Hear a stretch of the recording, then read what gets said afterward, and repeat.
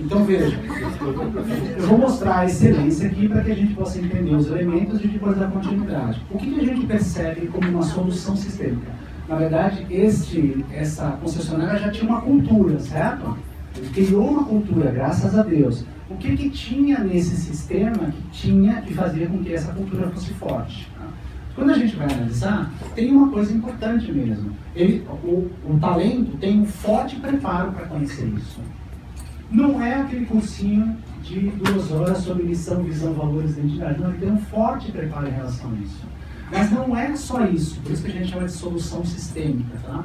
O que está acontecendo mais importante é que a cultura de valor está monitorando e está incentivando a coerência estratégica. O seu Edson não é um super-homem. O seu Edson não é um cara corajoso. Não, eu vou lá e defender a história. Não é só por isso. É porque tem uma cultura que permite, que empoderou o seu Edson, vou usar essa palavra, que as empresas gostam muito, empoderou o seu Edson para poder monitorar esse processo.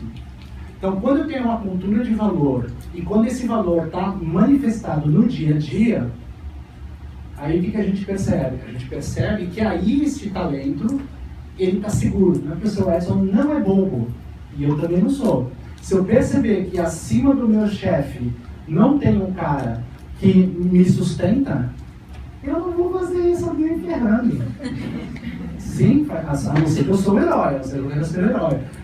A gente, quando analisa o processo, percebe isso, percebe claramente que as pessoas sabem o que está acontecendo, sabem o que precisa fazer, mas eles quase não falam, porque eles têm medo de retaliação desse processo. É tão forte isso que a gente cria a ouvidoria. Olha que loucura.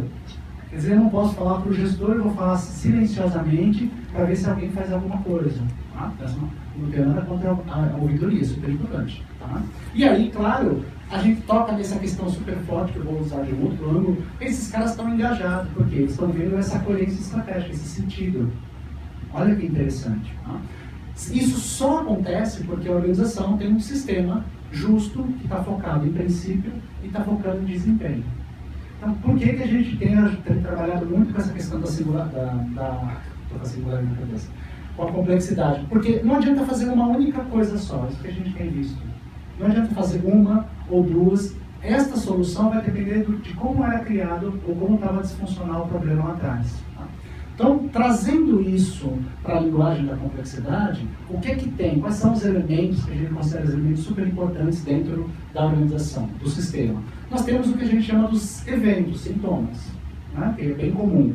Quando os problemas chegam, a gente está com um problema, né? Não tem assim? Estamos com um problema. Estamos com um problema de engajamento, estamos com um problema de mudança, estamos com um problema de comportamento. O outro elemento fundamental do sistema, a palavra aqui é componente. Então tem um componente, sintoma, o outro componente são os comportamentos. Então, quem estuda a complexidade para a administração, isto para nós é importante. Como é que eu estou lendo? Eu consigo ler o sistema a partir dos comportamentos. Depois você vai vendo, você vira Jedi e começa a ver as dinâmicas, né? Mas por enquanto você está vendo os comportamentos. Tem também as relações e a distribuição de poder. Esse é um componente muito importante. E eles meio que têm uma hierarquia, pode parecer estranho, mas quando a gente chama de ponto de alavancagem, é porque a gente percebeu que eles têm uma hierarquia. Tá? Depois a gente tem o sistema gerencial, que organiza tudo isso, e a gente tem um elemento que é o modelo mental. Eu vou exemplificar isso para ver se eu consigo explicar como é que funciona. Então veja, quando o seu Edson percebe o chefe fazendo um comportamento inadequado, o seu Edson, na verdade, né, já fez um trabalho incrível, que ele evitou que a maioria dos clientes fosse embora. Ou que os clientes... Você não quer sentar, Lu? Senta aqui, ó. Não fica de pé, não, né? Ele evitou, né, a reclamação dos clientes. Imagina o problema, os clientes sacando que não tem mais o seu processo, né? É igual esse povo do fundo de pensão que descobre que não tem mais o dinheiro. Deve ser muito ruim isso. Eu trabalhei no Banco do Brasil, e eu, de uma certa forma, não vivi isso lá atrás, mas deve ser muito estranho você perceber, né, que aconteceu logo e você não sabia. Ele, de cara, já antecipou esse processo. O que ele fez em termos de comportamento? Ele foi lá e auditou o comportamento indevido. Isso tem um impacto. Tá? Então, eu sempre brinco. Quem é, hoje em dia, que consegue auditar o comportamento indevido de um gestor? Consegue compreender onde mora essa complexidade toda? Então você está vendo todos esses componentes lá dentro. Às vezes muitos de nós sabemos o que está acontecendo, mas não sabemos como intervir nesse processo. Entendeu? Depois, claro, o seu Edson, ele está empoderado nessa distribuição de poder. Para nós, isso é um dos grandes desafios hoje. Ou seja, nas empresas mais hierarquizadas, isso fica muito complicado. Faz sentido isso? Né? Eu trabalho em várias empresas públicas e é incrível isso. Né? Quem gosta de estudar isso, quem estuda a cultura, tem o Hofstede, que é um holandês, que tem um conceito chamado IDP, Índice de Distância do Poder. Que ele diz que quanto mais alta essa distância do poder, mais problemas a gente tem na organização. Então, um exemplo assim, vamos supor que o seu Mário. O Mário é meu chefe, tá certo? Então, o Mário, como meu chefe, sacou que tem um problema no meu documento que está comigo. O que o Mário diz, o meu chefe? O Mário diz assim: Edu, tu está com um problema no seu documento aí, resolve isso até amanhã. Legal. Mas quando eu, Edu, descubro que o problema está com o meu chefe, eu vou criar vários níveis de mitigação para conseguir falar para ele.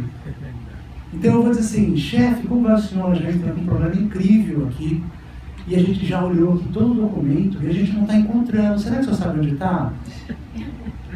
Aí passa mais 3 meses, chefe, a gente olhou tudo que estava acontecendo aqui e a gente percebeu que em todas as camadas a gente não está. Então, quem sabe, sem me ofender, talvez esteja com o senhor. Aí passa mais 3 meses, chefe, olha só, você desculpe falar isso, mas a gente descobriu efetivamente que o documento está na pasta BC3, o problema está lá. Quando é que o senhor pode resolver isso? Então, existem vários níveis de mitigação que impedem com que a gente possa lidar com essa questão de relação. Consegui explicar isso? Então, o Hofstede diz que quanto mais hierarquizado, maior é a nossa dificuldade, maior é a complexidade. Por isso que você percebe as empresas mais resilientes, as empresas mais de tecnologias, eles têm feito um trabalho incrível para descentralizar. Na verdade, eles têm que tirar camadas de gestão. Tentar descentralizar esse processo, dar poder na ponta, que é para ganhar celeridade. Então a gente chama de horizontalizar o trabalho. Quando eu consigo horizontalizar esta relação, eu vou equilibrando o poder. Então vai ficando mais fácil, porque eu não preciso... Eu tenho certeza que você já, na sua vida profissional, já passou 30 minutos tentando editar um e-mail para o teu chefe. E você pensando, não, essa palavra não é bom escrever. Isso não é bom escrever. Não, mas não é verdade? A gente faz isso. Não, né? Aí, claro, eu tenho uma relação boa, mas também eu tenho um suporte da cultura, da estrutura de gestão. Estou conseguindo explicar? Eu sei que é rápido, mas é importante. E claro, o que a gente tem? Não adianta ter isso se o modelo mental da empresa, né, se o propósito em princípio não estiver prevalecendo. Agora, olha a diversidade que nós temos nas empresas. Na verdade, às vezes, eu sou este cara que consegui dizer para o meu chefe que ele estava em comportamento indevido e ele não fez nada. Ou até criou uma retaliação nesse processo. Entendeu? Então, Edu, desculpa. Nesse momento, ali no onde está auditar o comportamento indevido do gestor, a mesma a verificação foi feita na hora que ele identificou que ele tirou o bônus. Na verdade, ele não auditou. Ali ele está dando uma não conformidade para o chefe. E era isso que eu estava com receio de falar. Não, pode falar. Muito bom. O mesmo problema. Você precisa trocar a palavra para ficar melhor? Mas específica é muito bem essa colocação. Ele informou o anão. Mas a palavra para a gente aqui também está específica. Auditar quer dizer que eu não estou permitindo nesse sentido. É mais forte ainda. Eu estou dizendo, o senhor não vai fazer. Quer dizer, o Edson, limpador do carro, está dizendo, o senhor não pode fazer isso não. é mais forte, entendeu? Porque, claro, em determinadas empresas eu até digo, eu vim agora uma empresa que trabalha em agropecuária que foi incrível, sou vice-presidente e os diretores. O briefing era, Edu, os diretores precisam ser mais autônomos, não quero mais que os caras venham aqui me pedir coisas, eles fazem eles. Tá na descrição? Tá. Eles estão fazendo? Não. Por que eles não estão fazendo? Aí você começa a olhar, né? Tá bom, vamos criar um bar, vamos criar uma mediação para poder comunicar essas informações, né? Até que você descobre que o presidente, o vice-presidente, que queria que os caras fossem mais autônomos, aí o cara na discussão saudável, porque você cria todo esse bar, né? Bar é um termo da gestão do conhecimento, que é um termo japonês chamado lugar. A gente chama de contexto capacitante. Você cria um ambiente para que você possa investigar o conhecimento e ver se você já consegue resolver ali mesmo, na hora. Então aí ele descobre, ele fala assim, eu não quero que você mais venha aqui falar sobre precificação. Aí o cara fala, então, mas você disse que esse price aqui agora vai ser para todo mundo. Ele falou, então, mas aquele nosso cliente ABC não pode ser. Aí ele fala, é verdade, não pode ser mesmo.